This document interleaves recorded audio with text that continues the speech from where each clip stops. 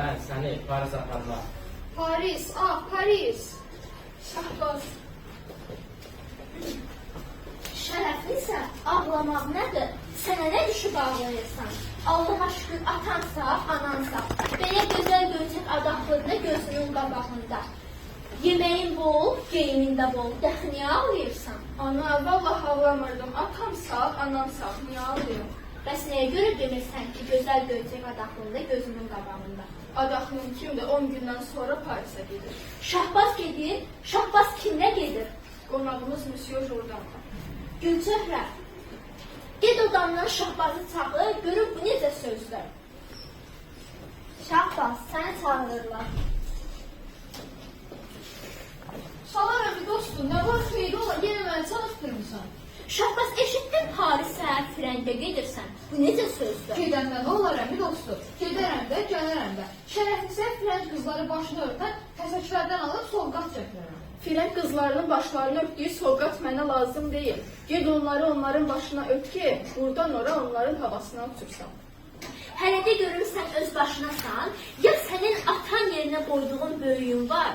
Əlbəttə əmimdən icazə almamış gedə bilmərəm. Mənim müstakimə əmimdən Monsieur Jordan özü alacaq. Neysə, sən onsuz da öz yoluna azıbsan, niyə get? Mən bu dəqiqə bura həkəmxana çağıraram, görərəm o Monsieur Jordan kimdir ki, öz qardaşı oğlunu tovlayıb Parisə aparır. Vallahi ona elə bir tov vuraram ki, öz yolunu azar, Parisi də unudar. Gülçöhrə, gəl bura, get odanından atanı çağır, çobanlarla danışır. Denən ki, vacib iş var. Gəl bura görün nə deyəcəkdin? Atamı çağıracaqdım. Ata, sən deyirəm ki, bu Firəng padşahları, Firəng adamları necə də naşükür adamdılar.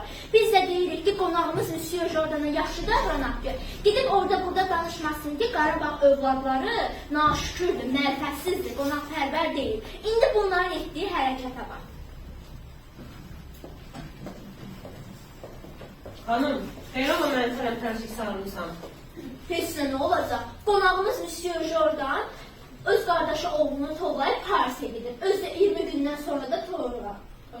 Nə? Bunu kim deyir? Mən deyirəm. Şərəflisə deyir. Hanım, Şahbaz bilir ki, sənin qızın ürəyi kövrəkdir. Şərəflisə də bu eşitdiyi sözlərdən vəd edibdir. Bu deyə özləri gəlir. Salam əmi. Şahbaz, bana eşitdim, Parisə getmək istəyirsən. Hə əmi, əgər sənin rüsxətin olsa. Nə üçün bala? Firənc dilini öyrənmək üçün əmi. Firəng dilinə nə lazımdır? Sənə lazım olan ərəb, fars, rus dilləri de ki, şükür Allaha bunları da bilirsən.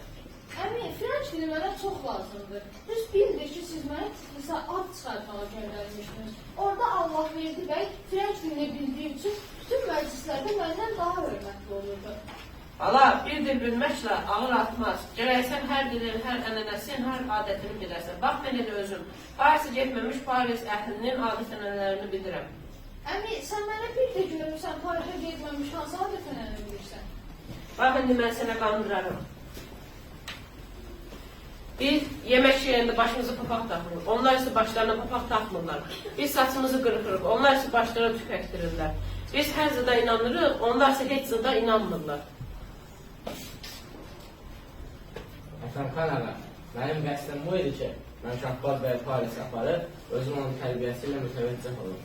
Ona Firəng dilini öyrədim. Həmçinin mənim haqqında burada etdiyiniz yaxşılıqların əvəzində ondan krallar bəxşiş alıb gətirir. Mənə bir də görüm, Şahbaz nə zamana gedib qayıda Parisə? Bilir. Bilir? O bilir yox, biləcək. Bilirdən az olsa onun üçün faydası olmaz. Fikirləşmək lazımdır. Kişi, sən nə danışırsan? Sən nə danışdığının fərqindəsən? Mənə nə lazımdır onun Parisə getməyi, nə mərifət kəsb etməyi, nə də ki, Firəng padşahlarından bəxşiş almalar. Bunların hamısı bəhanədir. Xanım, görməsən höccət eləyir, minər ata keçər arazına otayla. O höccətdir, mən ondan da höccətəm. Qoymaram Şahbaz Parisə getsin. Əşi, saxlaya bilirsən, özün saxla. Xampərə, Bəli, xanım, nə olubdur? Bu qız niyə ağlayır? heç nə. Şahbaz Parisə gedir, 10 gündən də sonra toy var. Hə, xanım, indi gəl otur, mən sənə baş salaram. Deməli, bizim bu Ağzəbəti rayonunun bir kəndində dərviş deyə bir adam var. Bu dərvişin adını da Məstərə Şah deyərlər. Bunun cadusunda bir hikmət görürəm, gəl görəsən.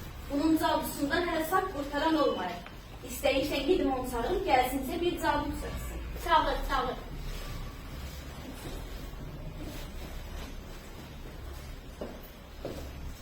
Gəl baba üçün xanım. Salam baba gəlmiş, buyur, gəl otur.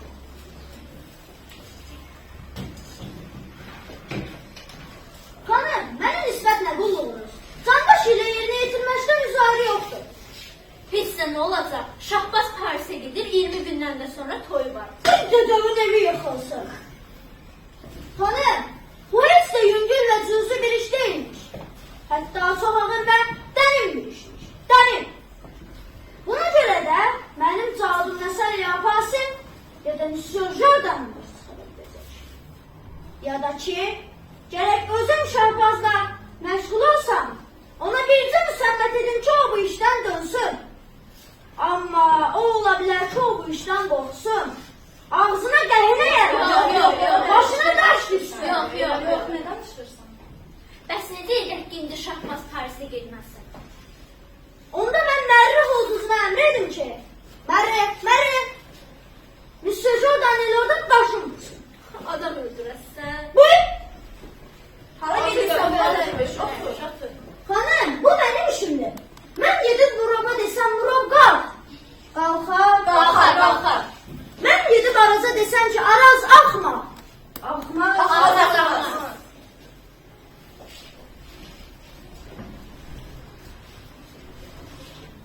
Xanım, mənə deyin görüm, mən gedim Paris'i dağıdım, yoxsa gedim Monsieur Jordan başım vurum? Məncə ikisini deydin, onlar qırılmalı millətdir. Əşi sən də dayan görək, Parislilərin nə günahı var burada? Ana, Monsieur Jordan yazırdı. Heç Qarabağlılara yaraşar evlərinə gəlmiş qonağın başına vurdurmaq. Onda nə edirsiniz Parisə edin? Yaxşı.